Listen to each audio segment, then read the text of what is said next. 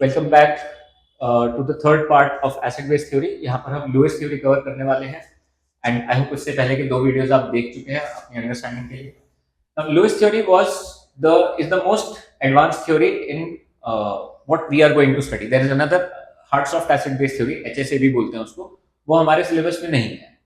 तो Lewis theory किसके ऊपर बेस्ड है? It's based on the most core concept कि यहाँ पर किसी भी रिएक्शन में इलेक्ट्रॉन्स का एक्सचेंज होता है, राइट? तो हमने बोला Lewis acids are electron acceptors and Lewis bases are electron donors. अब जैसे हमने पहले जो रिएक्शन देखा था लॉरी ब्रॉन्सन थ्योरी के अंदर कि नाइट्रोजन हाइड्रोजन को यहाँ से ले रहा है, हमने वहां पर H प्लस के बेसिस पर देखा था। यहाँ पर हम कह रहे हैं कि नहीं, नाइट्रोजन लोन पेयर दे रहा है तो वो लुईस बेस हो गया। यहाँ पे H2O क्योंकि लोन पेयर एक्सेप्ट कर रहा है तो वो लुईस एसिड हो गया, right? So ammonia donates electrons, ammonia is Lewis base, H2O is accepting electrons from NH3, तो H2 लुईस एसिड हो गया। सिमिलरली अगर ये रिएक्शन देखते हैं हम एसिटिक एसिड और मेथॉक्साइड के बीच में, यहाँ पर ऑक्सीजन का लोन पेयर जो रहेगा नेगेटिव चार्ज है वो यहाँ से हाइड्रोजन को लेगा, यानी कि methoxide ion CH3O- is the electron donor, so it is the Lewis base. Acetic acid is accepting those electrons and that is why it is the Lewis acid. ठीक है?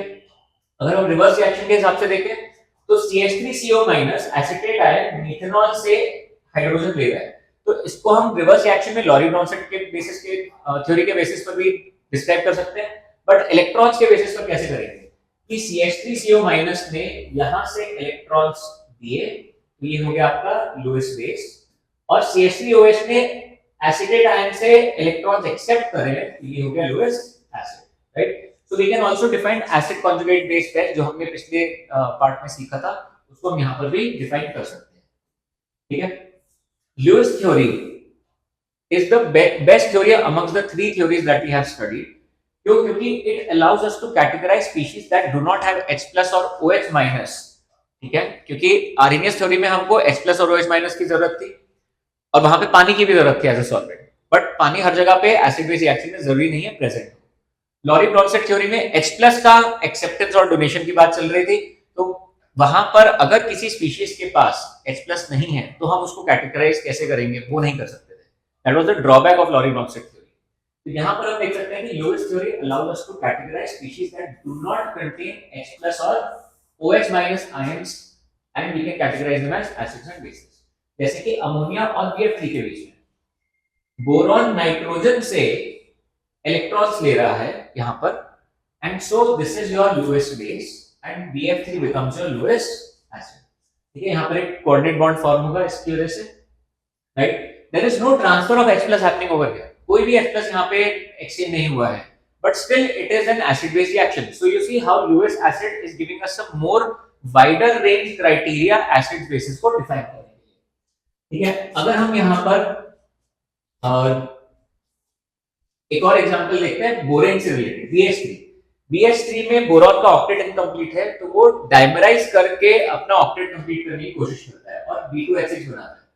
नाउ इस रिएक्शन में बहुत interesting reaction है, because एक boron का molecule, एक BH3 का मॉलिक्यूल इलेक्ट्रॉन्स ले रहा है और दूसरा BH3 का मॉलिक्यूल इलेक्ट्रॉन्स दे रहा है। नाउ सी हियर, ये मॉलिक्यूल इलेक्ट्रॉन दे रहा है और यही मॉलिक्यूल इलेक्ट्रॉन ले भी रहा है, so both molecules are acting as Lewis acids and bases at the same time, ठीक है?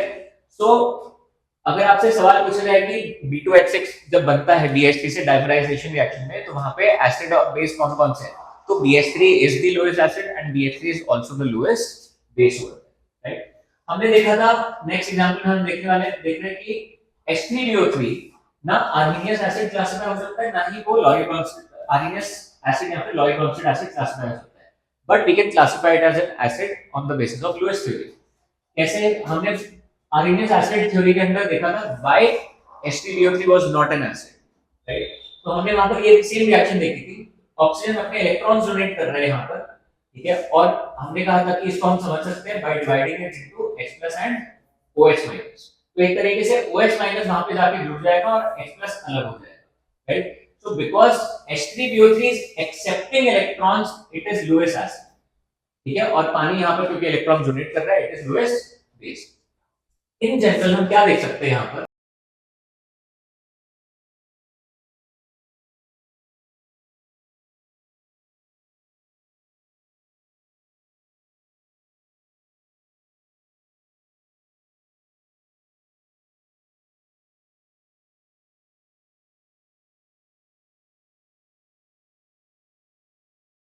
स्पीशीज में कैसे आ सकती है, उसका इनकम्प्लीट ऑक्टेट है। जैसे कि H3BO3 का एग्जांपल हमने देखा, BH3 का ऊपर एग्जांपल देखा हमने, BF3 का एग्जांपल देखा, राइट, इनकम्प्लीट ऑक्टेट है। या उसके पास एम्प्टी ऑर्बिटल है।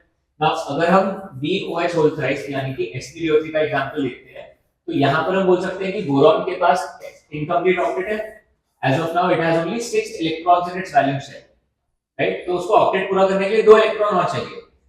We can also say that it has an empty orbital, क्योंकि जो 2 इलेक्ट्रॉन लेगा वो इलेक्ट्रॉन इस एम्प्टी ऑर्बिटल में आकर रह सकते हैं और उसके साथ वो बॉन्ड बना सकता है, राइट। तो अगर किसी चीज के पास एम्प्टी ऑर्बिटल है, then that can act as Lewis acid, right. It has a positive charge. Positive charge is also effectively it means that there is an empty orbital.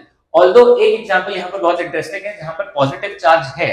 Positive charge का मतलब electrons loose कर चुका है पहले से, तो उसको इलेक्ट्रॉन गेन करना है वापस, right. NH4 plus is an interesting example of it. इसके ऊपर पॉजिटिव चार्ज है but it is not a Lewis acid. क्यों? क्योंकि यहाँ पे नाइट्रोजन की सारी ऑर्बिटल्स यूज हो चुकी हैं। नाइट्रोजन के पास एक s और 3 p ऑर्बिटल्स होती है बॉन्ड बनाने के लिए, 2s and 2p सबशेल्स पे।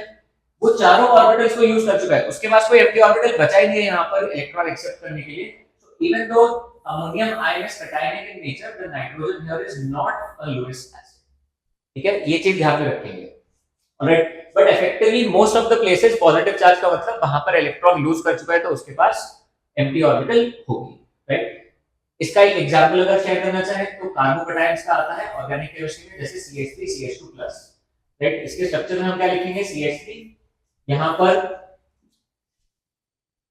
CH2 आएगा और साथ में एक एम्प्टी ऑर्बिटल आएगी, क्योंकि यहां से इलेक्ट्रॉन वो लूज कर चुका था, बॉन्ड टूट चुका था पहले, right? So it can accept electrons in this particular orbital. Alright. Another way is to understand it as partial positive charge due to electronegativity difference. For example, यहाँ पर अगर हम देखना चाहते हैं, जैसे अगर मैं बात करूं PCl3 की, PCl3 में फास्फोरस के ऊपर 3 क्लोरीन इलेक्ट्रॉन खींच रहे हैं, because chlorine is more electronegative than phosphorus, right. तो 4 क्लोरीन यहाँ पर इलेक्ट्रॉन खींच रहे हैं और